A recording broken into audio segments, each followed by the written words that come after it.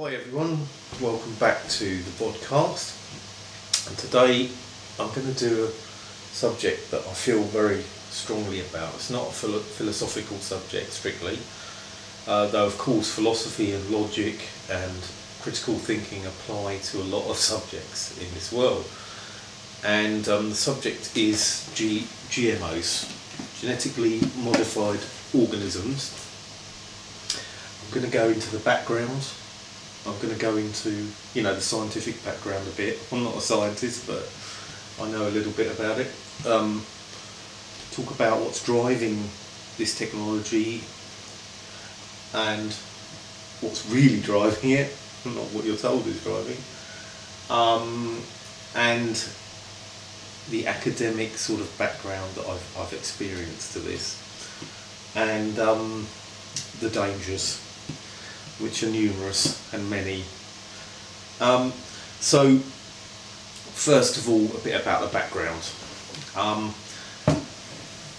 Basically, GMOs are organisms that have been, like plants and animals, which the scientists will open up the cell or the egg in an animal version, or maybe a seed in a plant version, but some kind of cell. They open it up and they will either remove some genes by literally cutting them out somehow, or they will put some genes in there somehow. And there are various ways of doing that, but it's not really a very advanced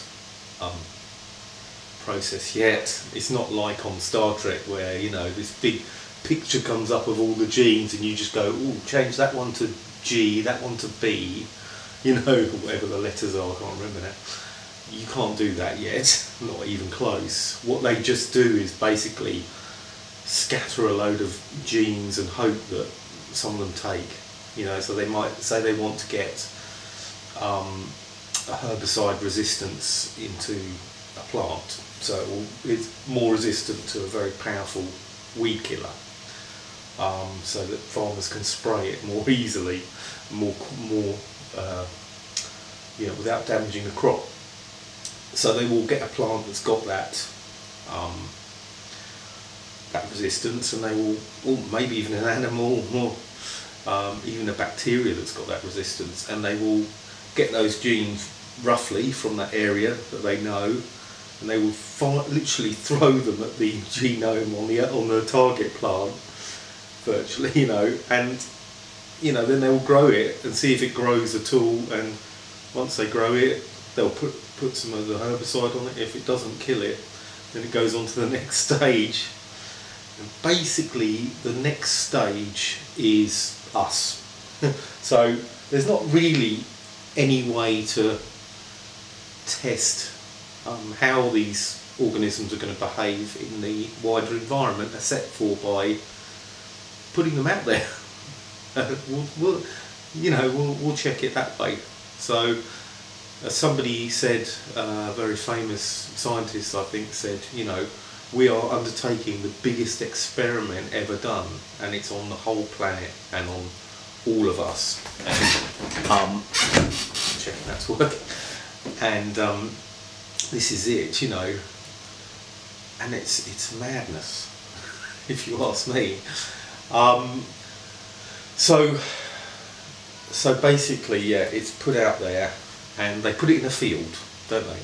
I don't know if you've ever seen that, and they say, right, it's got to have 20 feet gap between this field and any other field nearby, and then sometimes they put up sort of some fencing or something, and as though that is going to stop genes from spreading around.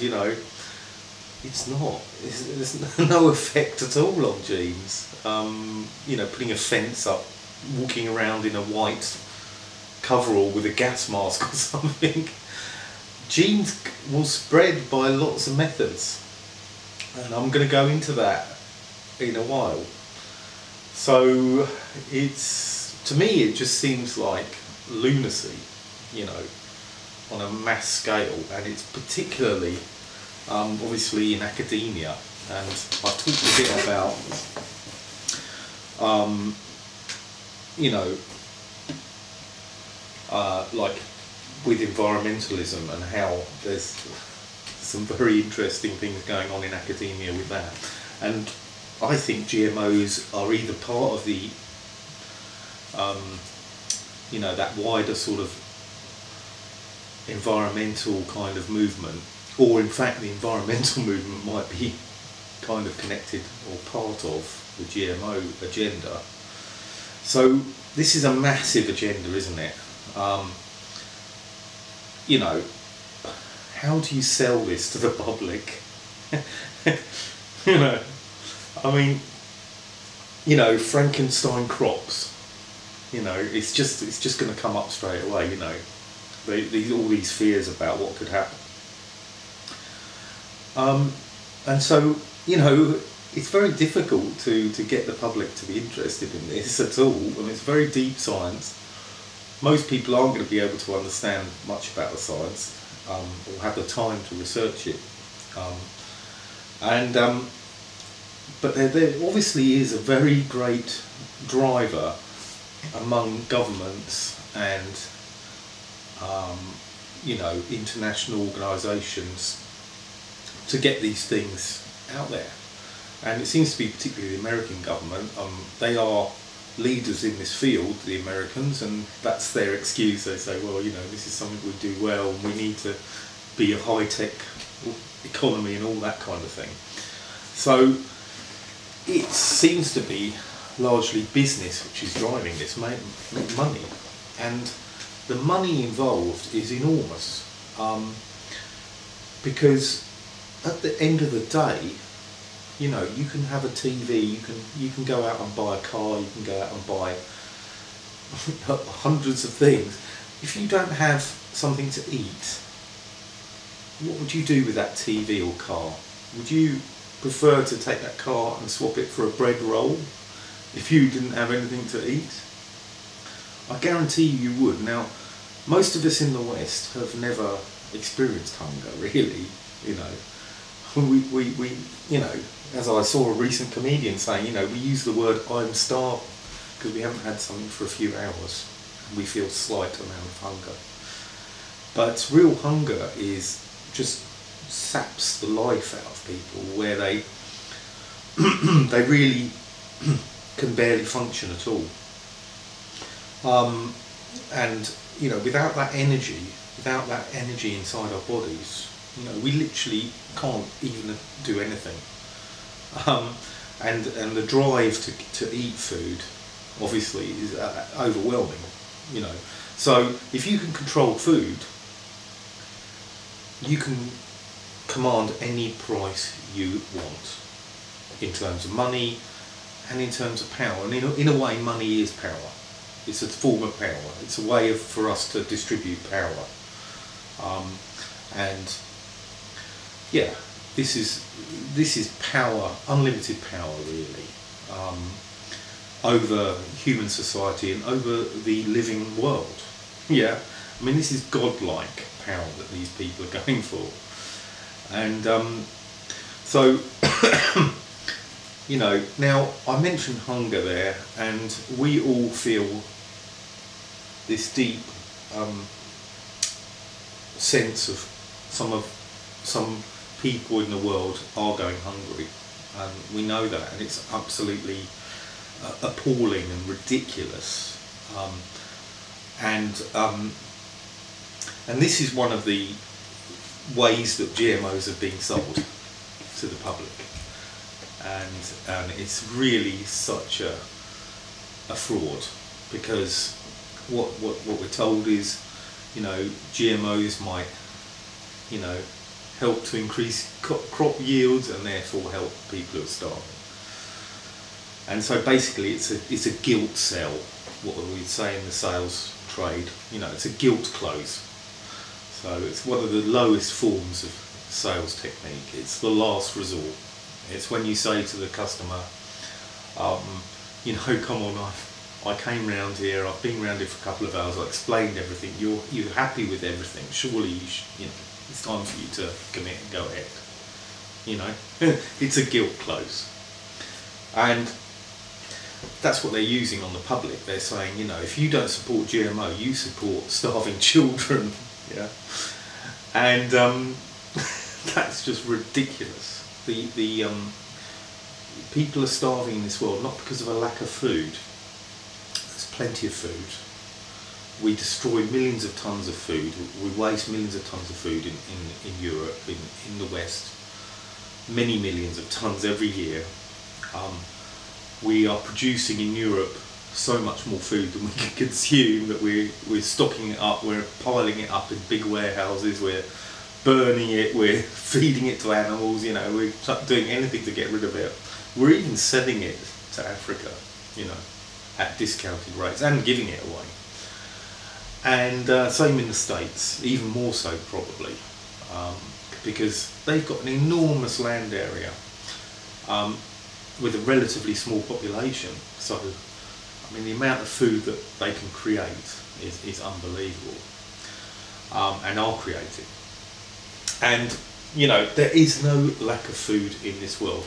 You hear people predicting that in 50 years there might be. What does that tell you? There isn't now.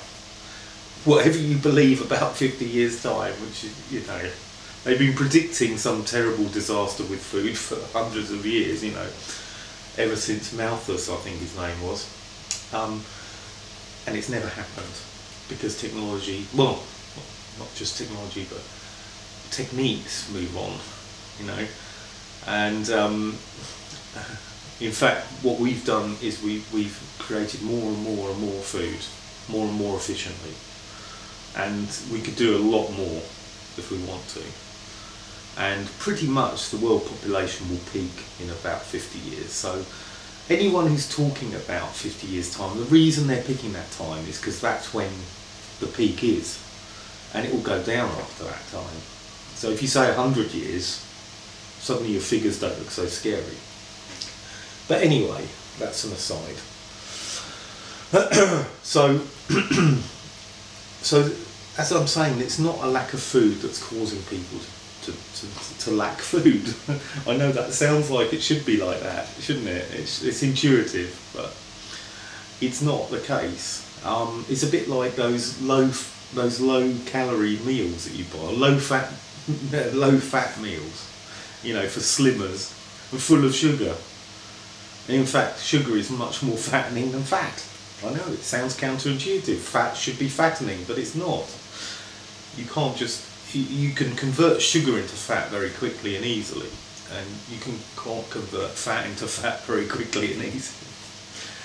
And that's just a fact. And it's the same with GMOs. The lack of food in the world is not the core, it's not in any way related to the lack of food in people's bellies.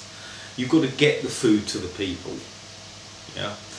And if there's war, civil war, political corruption on a massive scale in Africa, all the societal breakdown, Somalia, Sudan, all these places you see are in absolute chaos, and that's why the people can't get food. Everywhere where there's peace and relative tranquility and a normal civil government, people eat, there's so much food. You can't help but eat, and in the West we're eating way more than we should be, most of us, me included. So we really, let's get real here. It's not, and so this is not driving it. Believe me, they don't care about these people in Africa so much. They want to, play around with genes in plants and animals. The reason why they want to do that is because it's very profitable, potentially, and it's going to bring so much power to these people. And now you could say the scientists are not like that, and that brings me to academia. Scientists, they're the sort of modern priests of our age, aren't they? Really, they're the good guys, the guys in white coats, quite literally. and you know, they are the ones who are out to help humanity. They're not really interested in money. They're not really interested in power and such things. They're really interested in truth and honesty and blah blah blah blah blah. And to be honest, that's not really the case in most of their case. You know, for most people that I've met in academia. In academia, people are just as much driven by selfish interests as they are in any other field. And there are some scientists and academics who are very selfless and really driven by truth and by an inner vision of helping other people, that's for sure. But most of them are not like that, any more than most you know, people that you see on the road. You know, you see people driving selflessly and carefully and helpfully and civilly, and then you see people driving like absolute maniacs, and you see everything in between. And that's basically the same in every field of human conduct, including the priesthood and including our modern priesthood, but the sciences and academia. And there is a lot of money being funneled into academia through biotechnology companies. It's just, well, it makes the environmental lobby, financial lobby, look like peanuts, I would say. I don't know much about it, but I'm thinking hundreds and hundreds of billions a year, you know, are being ploughed into academia, PR, everything, you know. And really, you've got to throw the beans at this, because there's, you know, how are you going to settle this nightmare to the general population? So that brings me on to the dangers, why I think it is a nightmare, and why I think our instincts about it, our Frankenstein food instincts, are correct. And, well, first of all, I think we just don't know what the effects are going to be. Now, if we had another little planet available where we could, no people were on there, we could just try all these things out and see what happens to the biosphere. You know, see what happens to all the plants and animals and on that planet, and see what happens to it. And as long as it was similar enough to Earth, we could say, oh yeah, that wasn't a problem. And we'd probably need a few hundred of them, if you ask me, because there would definitely be cases where, you know, you just ruin the whole bloody planet, in my opinion. And that is what's most likely going to happen, the way we're going. And the reason is because we don't really realise what incredibly complex and finely balanced system the world is. The animals are plants, and particularly all those hidden animals and plants that we can't see, which are microscopic, and they are the real rulers of this planet in terms of physically. We aren't.